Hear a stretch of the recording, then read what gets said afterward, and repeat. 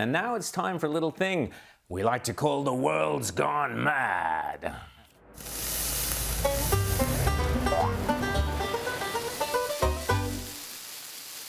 Yes, it truly is a world gone mad, where following the horrific assassination of Charlie Kirk, there is a ghastly new phenomenon where the truly unhinged of the left have actually celebrated the tragic death of this brave young husband, father and conservative hero. I could call it evil, I could call it psychotic, I could call it depraved. Indeed, it is all of those things, but let's just call it Kirk Derangement Syndrome, or KDS. Do you support his death? I do. You support his death? Charlie Kirk. You support Charlie Kirk being killed? Yes, I do. I don't give a rat's about Charlie Kirk being unalive today. Oh my God, if I see one more person posting, oh, what about his wife and kids? First of all, they probably hated him. And if they didn't, they're better off without a man like that in their lives. To everyone saying that it was such a senseless, violent act, I want you to remind yourself that it was God's plan. May his hell be being confronted by every single marginalized person that he hurt. This is the world he wanted and the world he was building. This is a white supremacist who wanted both of us dead. There are literally thousands of these repugnant individuals online, and I hope one day they feel truly ashamed of themselves. But it's not just Kirk Derangement Syndrome. 10 months after Trump was elected in a landslide, the TDS crowd, especially the Trump deranged woke liberal women, are still struggling through their multiple MAGA meltdown moments. But what are we going to do with the everyday MAGA person that didn't technically break a law? Because I can't care about them, respect them, or even share a meal with these people ever again. All dolled up and no one to take her out to dinner. Oh dear, can't think why. Here's another. Oh, MAGA, I would say use your brain cells, but you don't have any. There is a stark difference between making a threat and hoping, wishing, or praying that someone was no longer alive. Then there's this TDS woman who has kindly provided us with a dictionary definition of her own acute condition. Okay, so I want to finally straighten something up. I'm sick and tired of Trump supporters calling me a Karen. Ah, yes, a Karen. And what is a Karen again? She was born with a complaint form in her hand. She's been divorced more times than she's been married. She doesn't leave tips, she leaves suggestions. She steals baseballs from 10-year-old kids and then complains about how spoiled kids are these days. She is raising her kids to be Reddit moderators one day. Her voice hasn't dropped below 85 decibels her entire life. She once won an argument with a manager at a restaurant she wasn't even eating at. She calls the cops on kids' lemonade stands for not having a permit. She actually changed her name to Karen. Brilliant. Still, nothing quite screams Trump derangement syndrome like those trans in tank tops. Just walking around my small town in a keffiyeh with a Protect the Palestinians homemade tank top. This is not the light. Speaking of which, I'm taking a wild and uninformed guess that perhaps this woman voted for Kamala Harris at the last election. I want to share the joy of being the parent of a trans person and getting to be part of just a really exciting moment for him, for us. It's exciting for me. I love it. I love the name he chose. Aha! Speaking of Kamala Harris, her stepdaughter Ella Emhoff, described as the left's Sydney Sweeney, right, and an it girl, apparently, has now been signed to top modelling agency IMG, and no wonder. She even showed off just how good she is at modelling.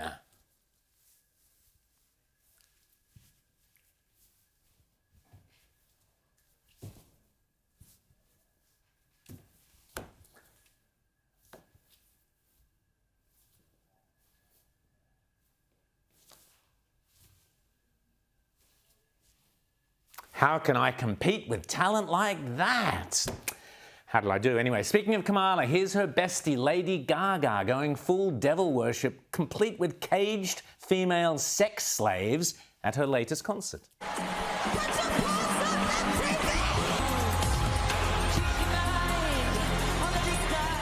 Ah yes, nothing says female liberation and empowerment quite like locking up lots of young girls in a gigantic iron cage and getting them to wriggle around to your silly dance tunes. But hey, according to mad woke Rosie O'Donnell, It's Donald Trump who abuses women, of course. That he is afraid of smart, informed, strong women.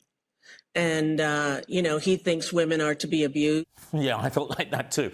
Still, as the satanic sympathizer Mick Jagger used to say, it's just that demon life that's got me in its sway. Here's Ariana Grande going full exorcist in her latest video.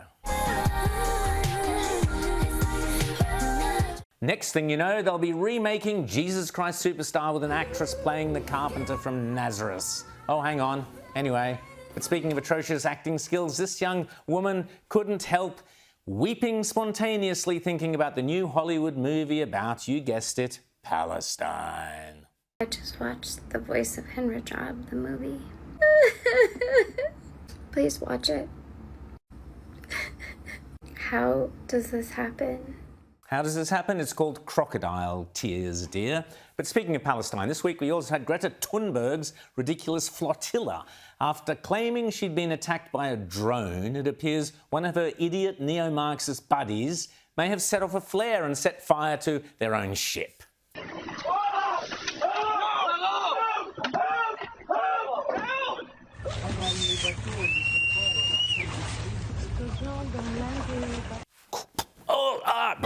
Help, fire, drone, fire. Speaking of neo-Marxists and communists, here's a timely warning to North Americans about what is happening to Canada from a young man who knows, a man who escaped Venezuela.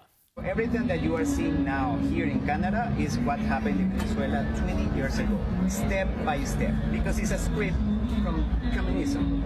Simple as like that. That's all that I can say. We come from the future, basically. We come from the future, indeed, and it's not only Canada but Australia and Britain too that without a Trump-like leader can look forward to a future of unbridled communism if we don't change course before it's too late. In Canada, at least, they have a decent opposition leader. But this really has been, as I said yesterday, the Seinfeld summer from Mark Carney, a big show about nothing. There have been letters written to ministers that then get leaked to media and are reported with great fanfare on front pages everywhere. My goodness, he's almost as busy and as useless as George Costanza. Indeed. Here's exclusive hidden camera footage snuck out of Mark Carney's office showing a day in the life of Canadian Prime Minister taking the fight to Donald Trump.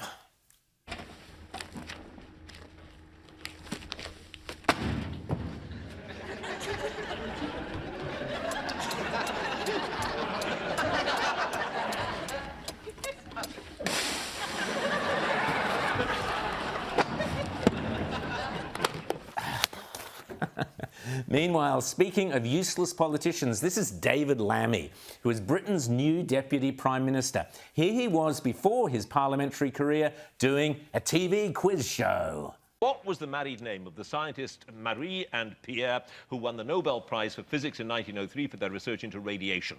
Antoinette. Curie. James Gandolfini played a mafia boss called Tony in which American television series? Godfather. The Sopranos. Which variety of blue English cheese traditionally accompanies port? Leicester. Stilton.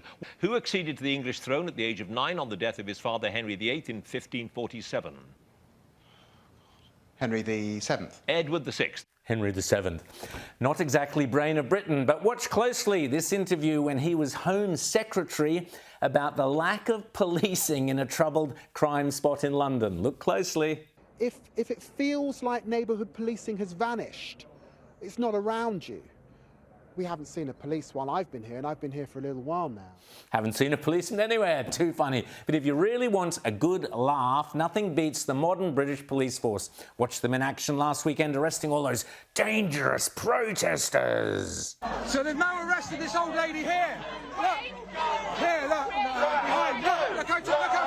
Look how frail she is. This is disgusting.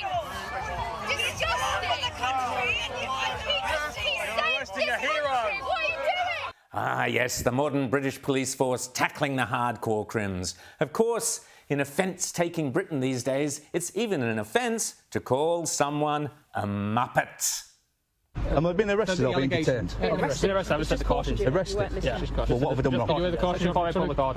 Do you want the caution again, or are you? Well, what have I done? Tell me what I've done. There's been a member of the public who you've apparently been shouting at and calling him a muppet. Right, a muppet, yeah, and? You caused him alarm and distress. Is that true? Calling someone a muppet? That's what I call high crimes and misdemeanors. But what if you call a cop a muppet? Order. Harassment, alarm, distress. Okay? Are you being serious? No, I am very serious. You are going to be very, very famous by the end. Very famous. If you call me a muppet again, I will arrest you. Let me get out of the way, because now I'm obstructing the road. Too funny. Meanwhile, here's a young man in America explaining to his pals the only surefire way to avoid getting picked on by the cops these days. Starbucks is, every brother should have a cup of Starbucks in their hand, because the police leave you alone when you have a latte. You hold it, brother, hold that. Look how safe he looks. Give it to the other brother. Look how safe he looks. Look at that. Give it to the other brother. Look, he looks like a thug, but with that latte, look how safe he looks. So brothers, black men out there, get yourself a latte, because when you do your lips like this, the cops leave you the alone. Where's my latte? Yes, it truly is a world gone mad.